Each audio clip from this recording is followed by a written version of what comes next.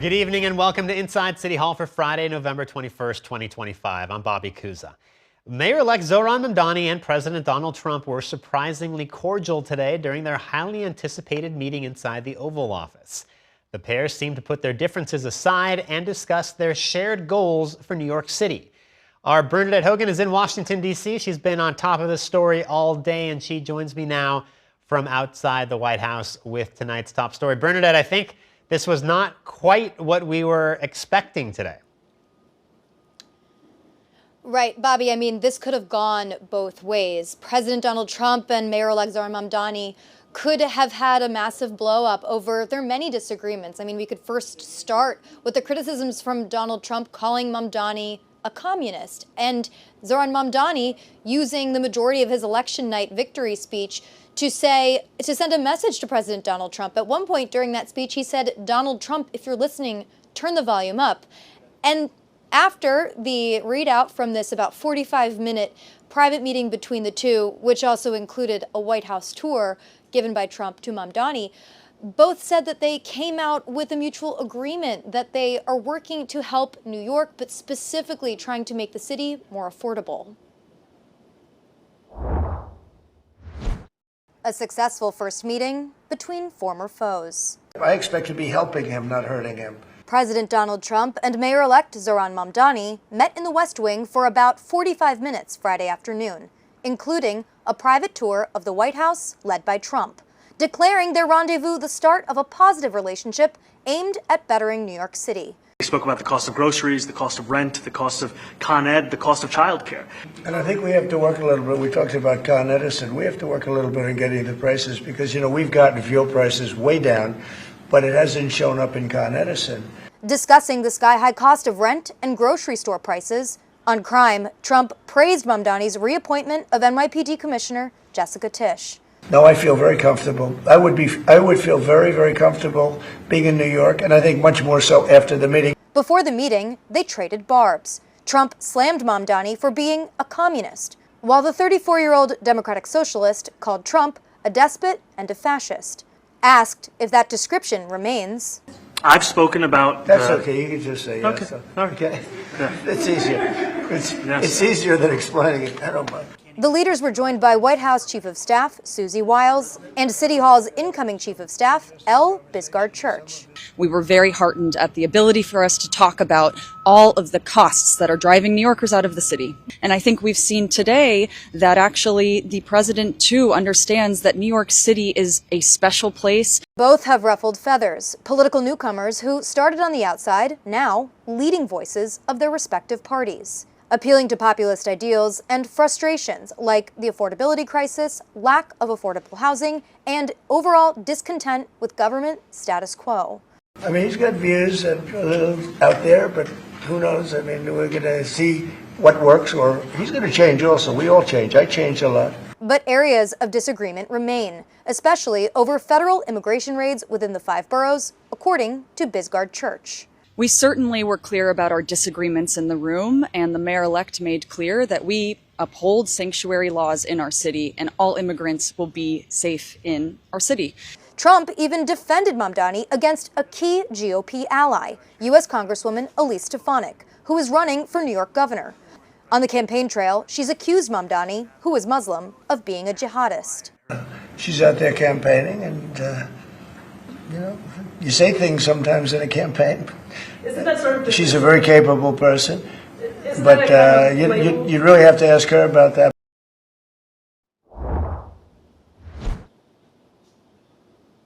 And Mamdani is expected to take several additional meetings throughout the rest of the evening in Washington, D.C. before returning to New York City on Saturday morning. Bobby? So, Bernadette, you were there amid the media mob.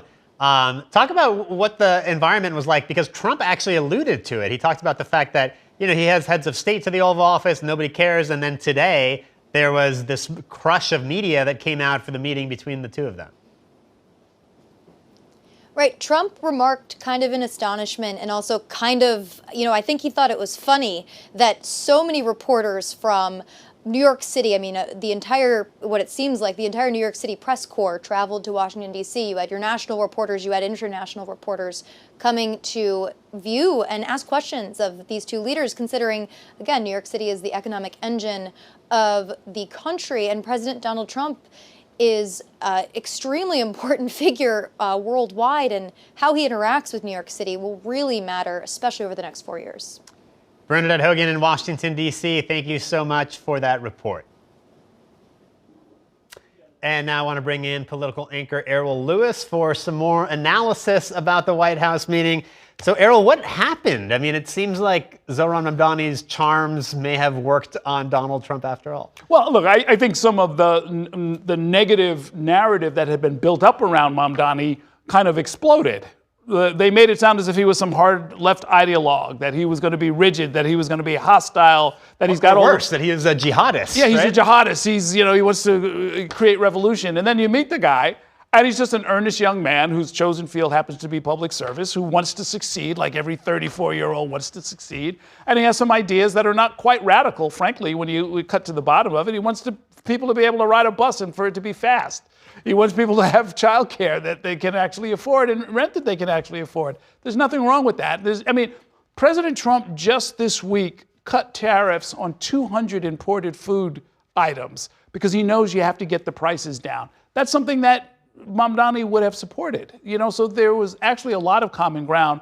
And once you strip away a lot of the garbage that comes from the right-wing media and from the campaign trail, there's a whole lot for them to work on together, and it sounds like that's going to happen. I mean, Trump even said at one point, I met with a man who's a very rational person, and he was seemingly surprised by that. And, the fact that Mamdani wants to bring down crime, the fact that he wants to build housing. I mean, Trump seems surprised by the fact that Mamdani, part of his platform is building housing, which obviously appeals to somebody, who spent his career in real estate. Of course. Some of those reporters in the White House, because they're based in D.C. and they don't apparently watch inside City Hall, had really no sense of what the actual issues are and what this incoming administration has actually promised to do. Not the caricature, not the nonsense, not the exaggerations and the falsehoods, but what he's actually promised to do, which I've said multiple times, is actually not all that radical. I mean, we've had 3 rent freezes before. Everybody knows that childcare, we've had UPK and 3K. We've already done so much of this program already. We have the Fair Fares program. He's just taking some existing programs and extending them a little bit. There are over 500 soup kitchens and food pantries in New York. He wants to add 5 more, 1 in each borough. That's not radical. So if the president has realized that what this young man and his administration are proposing is not that different from what we have now, he's got to, hope for his success, and I think we all should. You mentioned the reporters down in Washington. A lot of what they did during the Q&A portion was sort of try to bait the two of them into, which was part of the job, right? I mean, they were pointing out the contradictions, right? Yes. You called him a jihadist, or he's been called a jihadist. You called him a fascist. What about that? What about you said Netanyahu will be arrested if you come to New York? But they wouldn't take the bait on any of that, right? They completely brushed aside the fact that they've had any disagreements at all. Well, either explicitly or implicitly, perhaps in their meeting, or just perhaps because they both sensed it. They said, you know what? Let's not do that. Let's not play that out. Right. Let's work on governing as opposed to continuing the campaign. And neither of them is running for anything right now, so that actually makes a lot of sense. All right, Errol Lewis, thank you so much for joining us. It's time now for a break. Coming up, we will take a look back at the political career of Congresswoman Nydia Velázquez, and then she will join me to talk about her decision to retire next year. And later tonight, I'll talk to City Controller-elect Mark Levine about his priorities for the city when he takes office next year. Stay with us. We are back in a minute.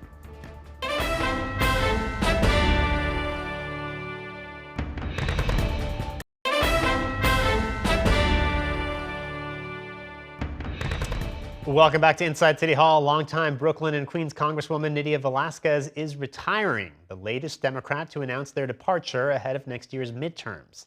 The news has sent shockwaves through the city's political circles as the Latina legend prepares to leave Congress after serving 16 terms. Our Kelly Mena takes us through Velázquez's career and trailblazing legacy in this report.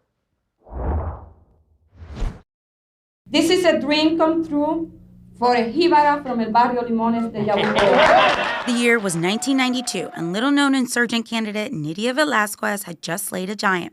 Velázquez defeated a 9-term incumbent in a newly drawn majority Hispanic district to become the first Puerto Rican woman elected to Congress. She never took on weak people. She took on the powerful. That's what she's done all her life, opening up doors. New York One political commentator Gerson Barrero has closely watched Velázquez's career and says the Congresswoman always stayed true to her roots, supporting immigrants and workers.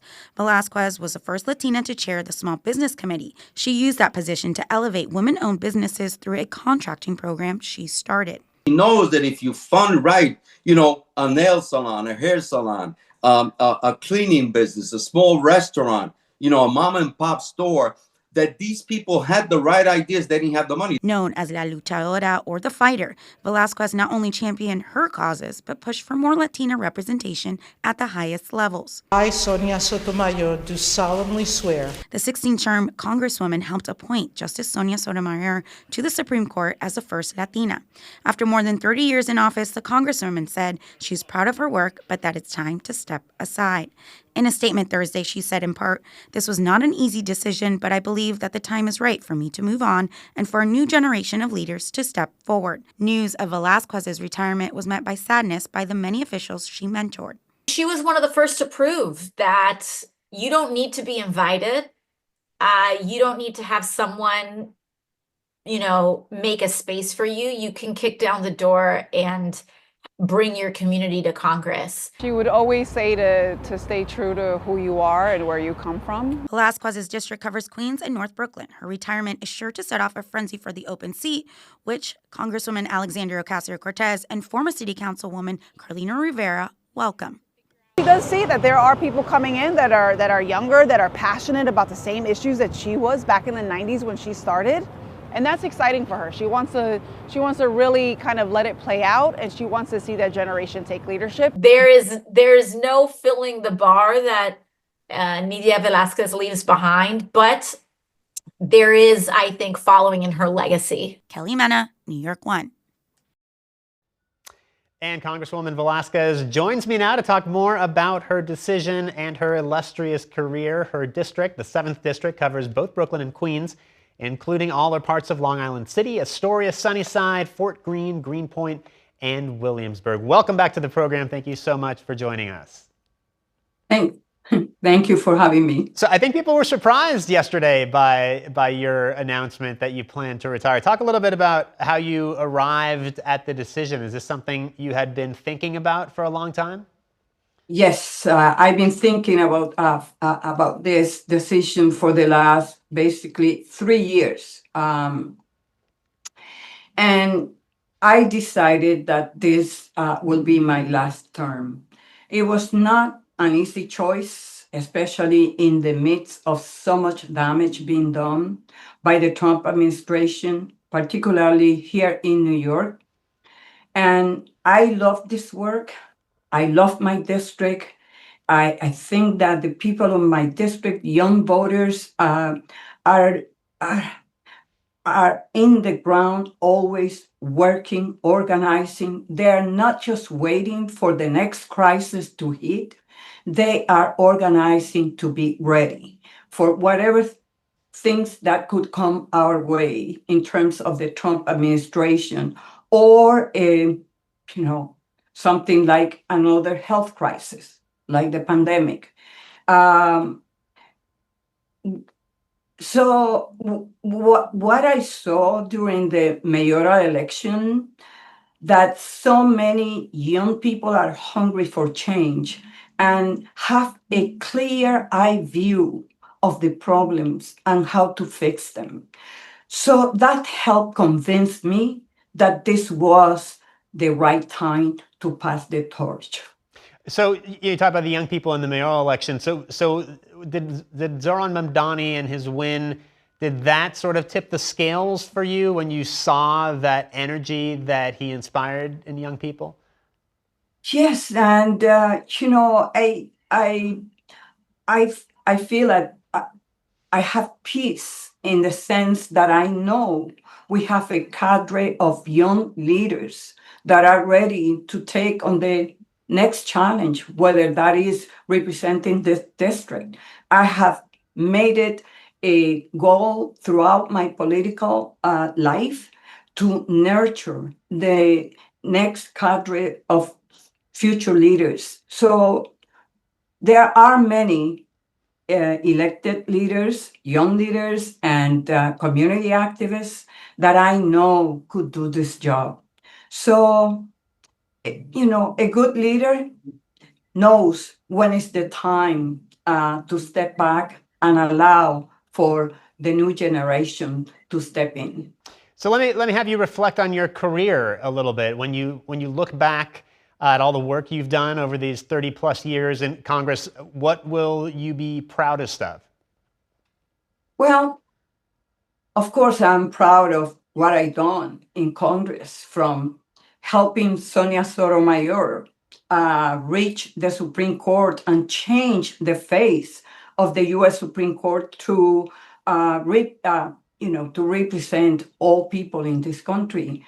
The work that I have done supporting small businesses, opening the door of opportunities in the federal marketplace, especially for women, for Latinos, for veterans. And I am proud of the leaders that I have helped lift up. So there's going to be a lot of people interested in this seat. I think we're going to see a very crowded race next year.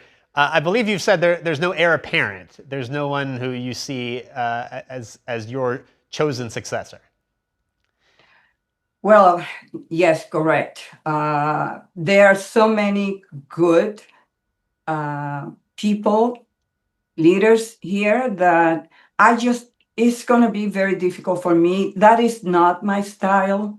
I have tried to support leaders who are grounded in their communities and fighting for the people who need it most. That has always been my North Star. So I want to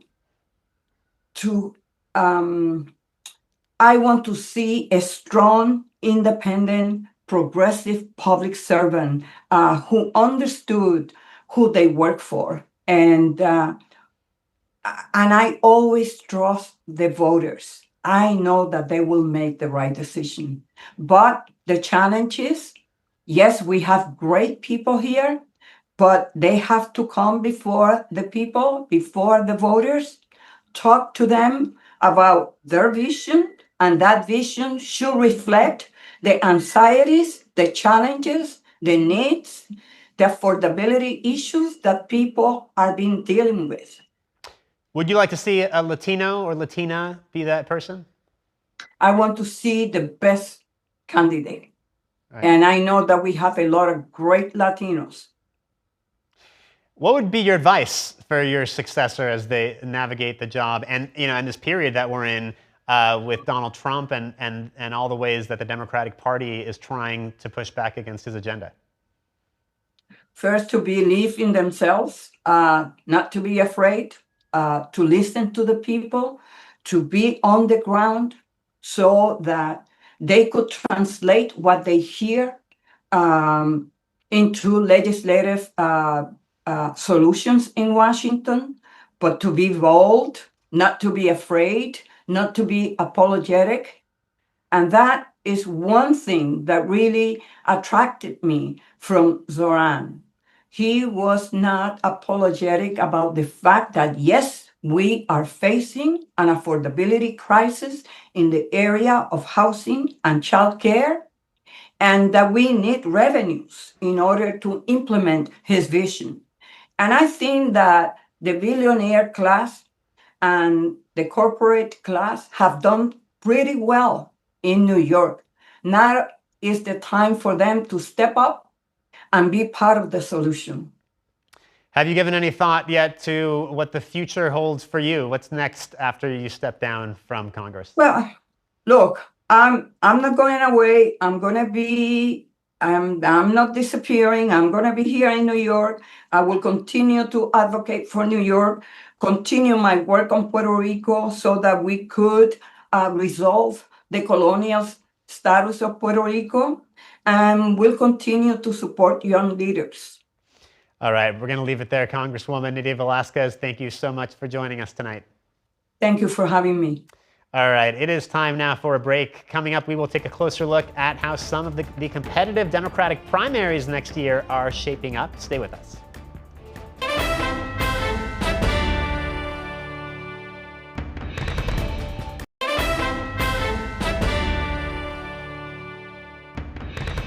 Welcome back to Inside City Hall. Mayor-elect Zohran Mamdani's victory is leading to a wave of young progressive candidates running for House seats, several against incumbent New York Democrats. Our Dan Rivoli joins me now with a look at how progressive insurgents plan to take on incumbents. Good evening, Dan. Good evening, Bobby. Get ready for the big blue rumble in the concrete jungle. There's going to be a lot of primaries coming up in 2026. You got 2 open House seats, plus it could be as many as 5 House districts with incumbents where there are challengers already announced or waiting to announce. And they're all running a very similar playbook on challenging incumbents. A lot of that is modeled after how Mamdani made his historic victory to City Hall. New Yorkers know Mamdani. Only the greatness, yo. Now meet the mini Mamdanis, young, left-wing progressives, copying the incoming mayor's style and his politics. What Zohran's election proved is that this city is ready to turn the page on machine politics. Usama Andrabi is spokesman for the Justice Democrats, the group born from the Bernie Sanders presidential campaign. Its first foray into New York this campaign season, challenging Congressman Adriano Espaillat. We do see it as an overlooked opportunity for the national progressive movement to take out an entrenched corporate incumbent. 2026 is shaping up to be a raucous campaign season for House Democrats in New York. There will be 2 open seats, and there are potential or declared candidates in 5 districts with incumbents. The playbook for these left-wing challenges, attacking corporate contributions, how they fight President Trump, and support for Israel, and from AIPAC, the American Israel Public Affairs Committee. Why should we let Adriano Espaillat vote to spend billions on bombs overseas? I've been organizing around issues of immigration, around Black liberation, around Palestinian liberation as well. Daria-Liza Avila Chevalier, a member of the Democratic Socialists of America, is the candidate Justice Democrats are supporting against Espaillat. She says the voters she speaks to. They're talking about not being able to afford their rent. They're talking about feeling just like horrible about seeing the way our tax dollars are being spent on weapons and to destroy communities abroad. The campaign spokesman for Espaillat welcomed a full and robust primary. He has led the fight to make the city more affordable for working families and to stand up for communities too often overlooked. It's a campaign play that's also being used against incumbents like Richie Torres, Dan Goldman, and Hakeem Jeffries, the House Democratic leader. It's not yet determined who the new power player on the left, the New York City Democratic Socialists of America, will support after getting one of its members, Mamdani, elected. Avila Chevalier wouldn't say whether she's formally asked for an endorsement. I just want to respect all of their privacy and processes on this. The New York City DSA did not return a request for an interview. Chio Say, a councilman, wants DSA support to challenge Jeffries, but Mamdani wants them to stand down. Now, everyone is looking to Mamdani to see if he does weigh in one particular race. That would be potential primary against Dan Goldman, who represents Lower Manhattan and parts of Brownstone, Brooklyn. We're waiting to see if ultimately the candidates would be either City Comptroller Brad Lander or Councilwoman Alexa Aviles, or perhaps even both of them, Bobby. Yeah, I mean, that seems like the race that Mamdani is most likely to get involved with. But then I guess there's the question, does Mamdani endorse anyone else? Does he get involved in any of these other races, or does he wait and see maybe if some of these candidates are really viable as they take on these incumbents? Mamdani seems to be very judicious with his political capital, so much that he has banked since that victory, and how he decides to actually spend it. So you have Hakeem Jeffries, right? They have that last-minute endorsement. Jeffries backs Mamdani before early voting began, and then Mamdani begs the DSA off endorsing Chio Say. We'll have to see if that ultimately works. They're going to vote. They have a whole process on endorsements. But Mamdani personally went to a DSA meeting to say now is not the time. However, with Dan Goldman, they don't have those same considerations. So we'll have to see if he throws his political weight behind one of the potential challengers. All right, Dan Rivoli, thank you for that report. It's time now for a break. Coming up, I'll be joined in studio by City Comptroller-elect Mark Levine. We will talk about the city's finances, how he plans to work with Mamdani, and much more. Stay with us.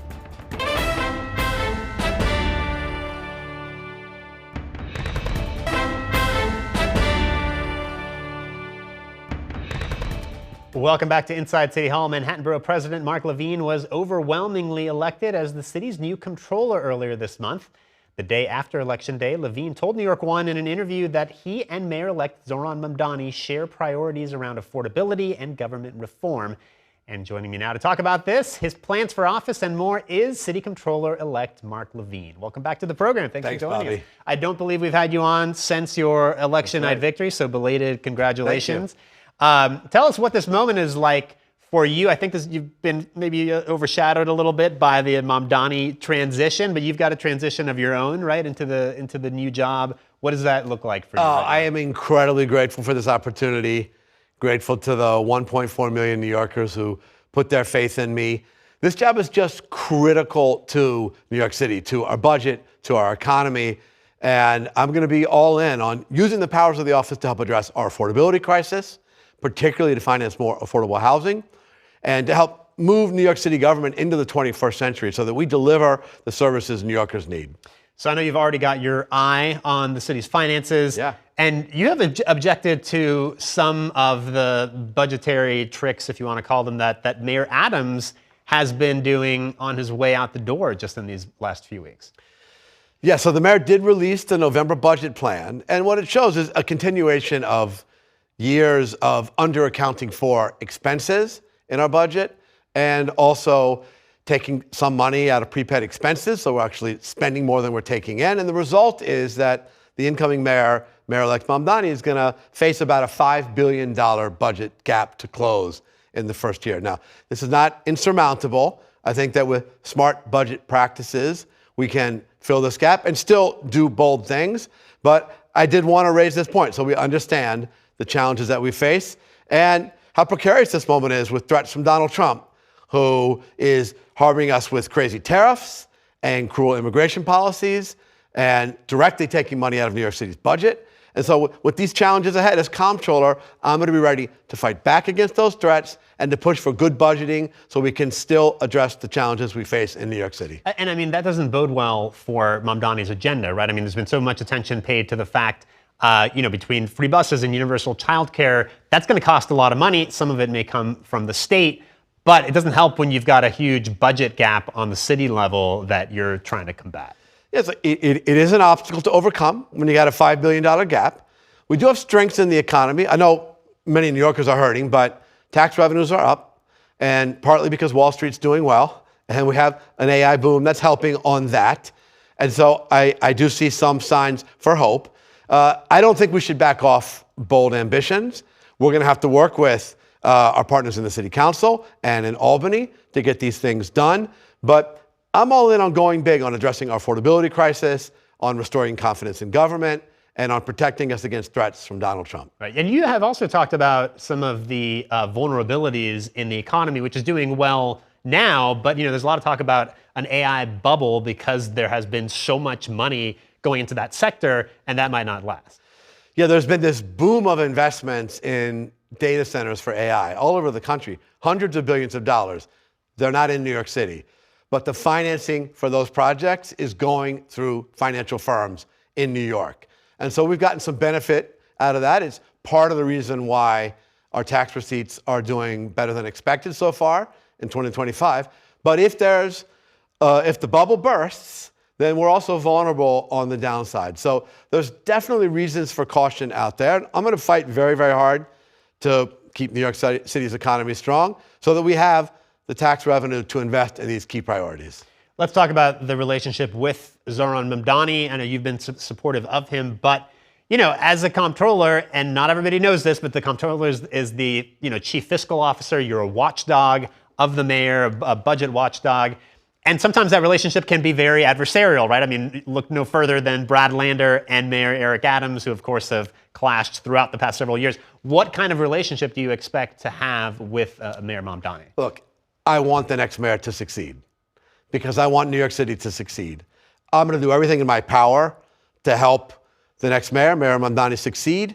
I'm also going to be the comptroller, and in that capacity must be totally independent and must be ready to push back when appropriate and to bring accountability when appropriate. Comptroller has those powers: audit, oversight, investigation powers over every part of city government. So I'm going to call balls and strikes, Bobby. I'm going to do everything I can to help the city succeed. I'll call out the successes, and I'll point out ways that we can and should do better.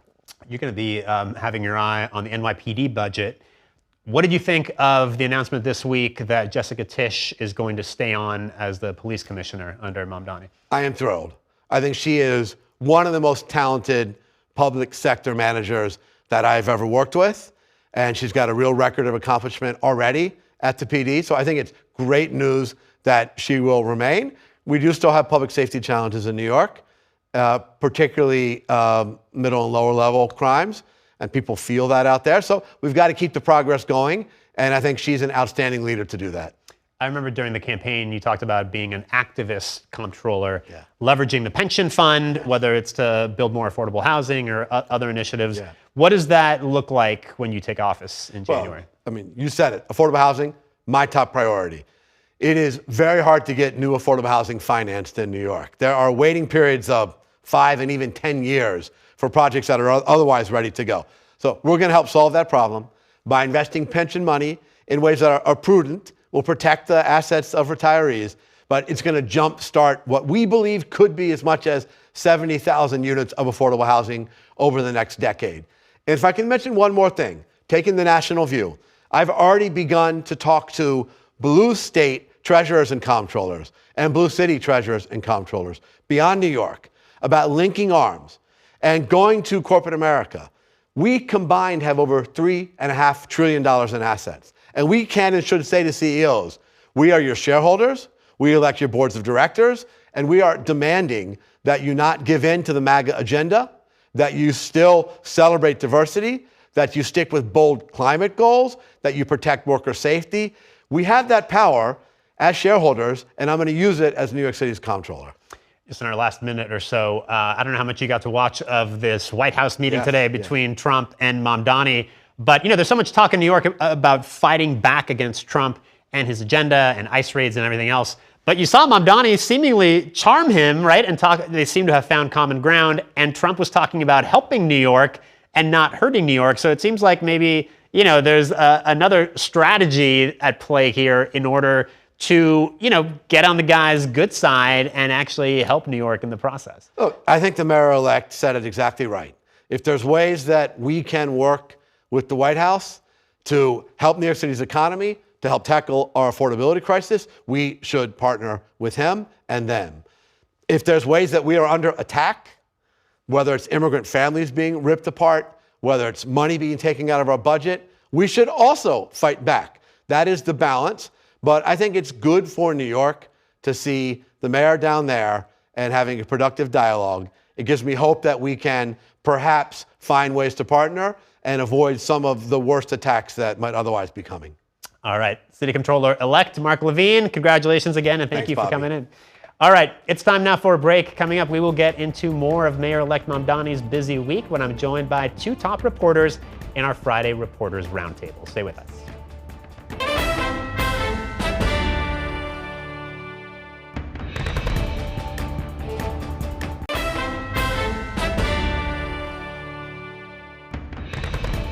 We had a meeting today that actually surprised me. And he does need the help of the federal government to really succeed. And we're going to be helping him. And as he said, it was a productive meeting focused on a place of shared admiration and love, which is New York City. We certainly were clear about our disagreements in the room. We'll meet with anyone and everyone to tackle New York City's affordability crisis. You know, after all, President Trump has met with the North Korean president, has met with Putin. So why not meet with Mamdani? To me, it is very meaningful that he asked to come here as our first public venture to visit the memorial with me and with some of our officers here. We have someone who's seasoned, experienced, and I see the Mamdani administration bringing in real pros, and I suggested that was important. With Zohran, it was an inherent belief in the campaign was that no person should be left behind, no community should be left behind. And he's a regular guy, you know what I mean? Like he could talk to you about, you know, yo, my heat went in my apartment. Osei filed paperwork today to run against you to represent Brooklyn. What's your response? Come on in, the water is warm. Do not believe this is the right time to wage this primary. Welcome back to Inside City Hall. That was a look back at some of the week's top stories, including Mayor-elect Mamdani's meeting with President Trump earlier today. And joining me now to discuss this and more are two top journalists in our Friday Reporters Roundtable. David Friedlander is a contributor at New York Magazine, and Ethan Stark-Miller is the senior politics reporter for AM New York. So thank you both for joining me. Let's start with the love fest today between Mamdani and President Trump. David, what happened here? Was it like a non-aggression pact? Was Trump just charmed by Mamdani? Was it like the star power? What I have no idea. Like, my jaw is on the floor. I've never seen anything like it. And I mean, I think you can sort of say everyone saw this coming, but I did not see this coming. I don't know what to say. I mean, it seemed like, my sense is that he seemed like he was partially charmed by Mamdani, which he would not be the first person that had to be true for. And I guess secondly, like, Trump just jumped to the front of the parade. I mean, that is his like particular political genius, is to like get in front of where the story is and act like he was there all along. And if Mamdani's popular, I think he just wanted to jump in front of that. Yeah. Well, and there's that moment where he explicitly talked about how there's all these cameras there and he's had world leaders to the Oval Office. Nobody cares. So, I mean, clearly that has something to do with it, right? Yeah, and I feel like that moment in particular spoke to Trump being like, I'm just in shock about this guy and like how much attention he's gotten, but I kind of get it now. It was very strange. It was like he was having this dawning in real time of, oh, this is the Mamdani thing. I get it, yeah. But, you know, I think tomorrow we could see Trump go back to calling him a communist and the very types of attacks that we've seen before. Yes. I mean, he's obviously nothing if not unpredictable.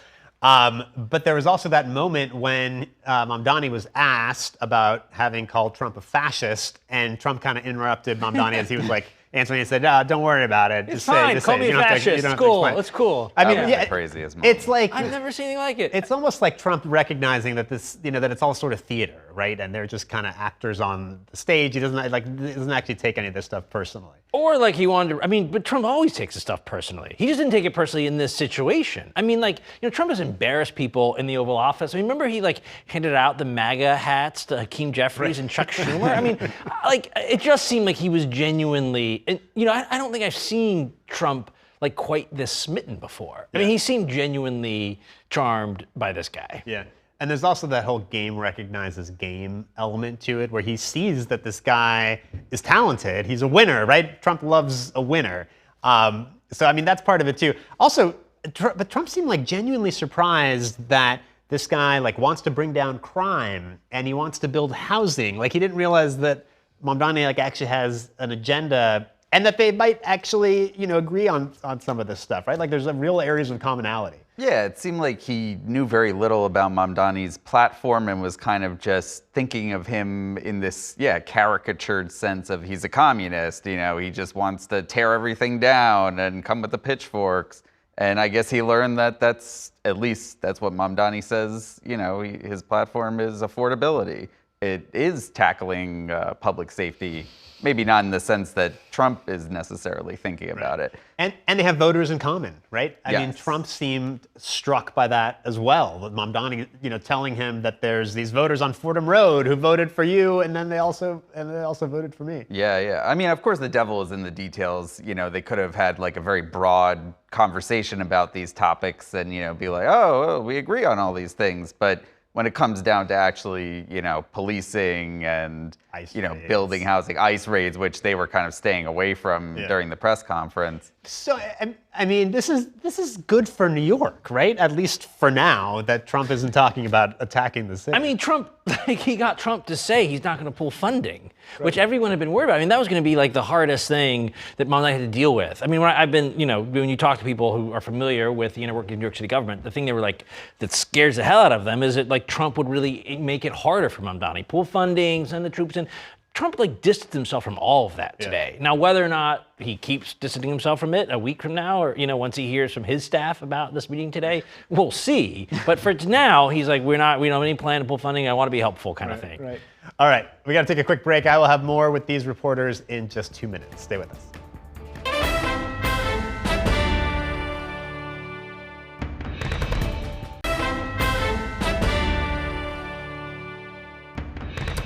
Welcome back to Inside City Hall. I'm once again joined by my Reporters Roundtable, David Friedlander of New York Magazine and Ethan Stark Miller of AM New York. So staying with the Trump meeting for a moment, what does this do to Republicans who have, vilified Mamdani and are running on this, right? Like Elise Stefanik, I mean, this came up during the Q&A. She calls him, she's called him a jihadist.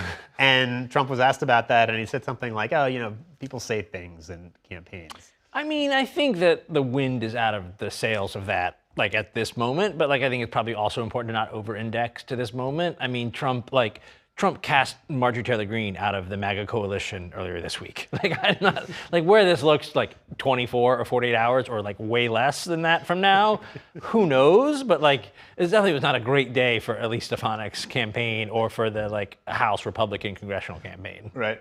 We got to talk about Jessica Tisch staying on as police commissioner. But actually, that came up too, right, with Trump. I mean, he made it sound as though Tisch, he was singing Jessica Tisch's praises, and that only seemed to help further, this love fest, because she's, if she's effective and she's going to bring down crime, and Trump said she's friends with his family, right, with Ivanka. Yeah. So the Tisch thing seems to have been serving this purpose, at least. Yeah. No, I mean, this may have been a benefit of the Tisch decision that they hadn't even calculated when they made it. I mean, obviously that has assuaged the business class in the city to some extent and more moderate Democrats. But the idea Trump was also taken with this decision, and not just because, she's seen as a strong leader, but because of this personal connection that he has to her. I think that was also a win for Mamdani today. Yeah.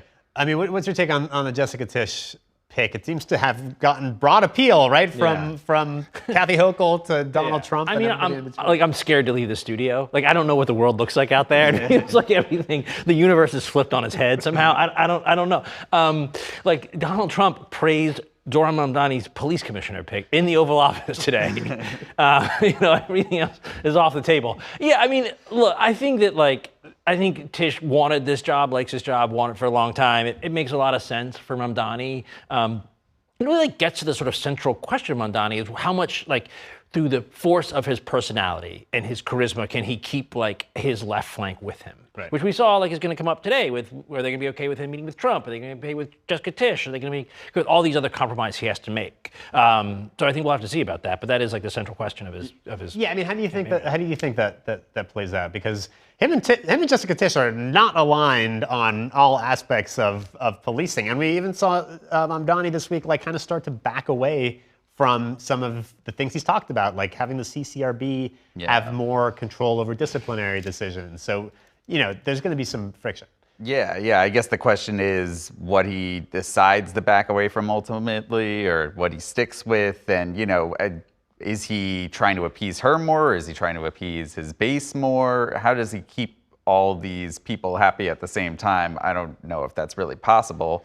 Maybe he can move forward his Department of Community Safety idea while capitulating to Tisch on some other things like the CCRB.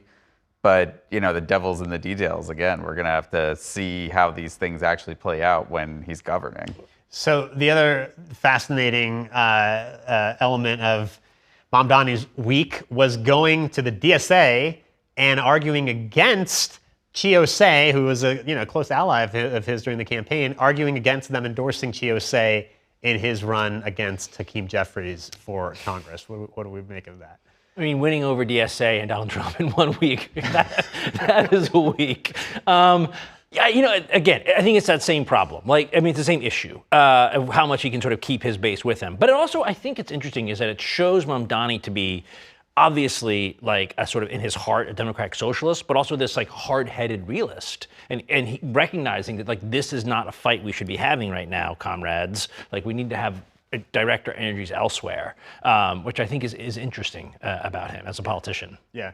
What's your take on it? It's also, I mean, it's interesting that, a mayor-elect is going to this organization that, helped him get elected. But, this is part of what he's doing during his transition is taking time to tell them, don't endorse somebody right now. And yeah, it's very pragmatic. If you go along with the theory that Jeffries getting primaried would endanger his agenda, I mean, I think this is a smart move. He's flexing his muscles as the top DSA member at this point. Right. Well, at least locally.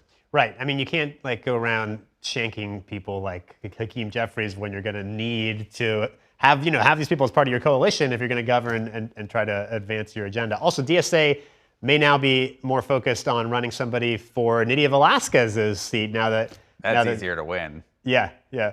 All right, guys, our time is up. David Friedlander, Ethan Stark-Miller, thank you guys both for joining us tonight. And that is going to do it for tonight's show. Thanks for watching, everybody, and have a great weekend.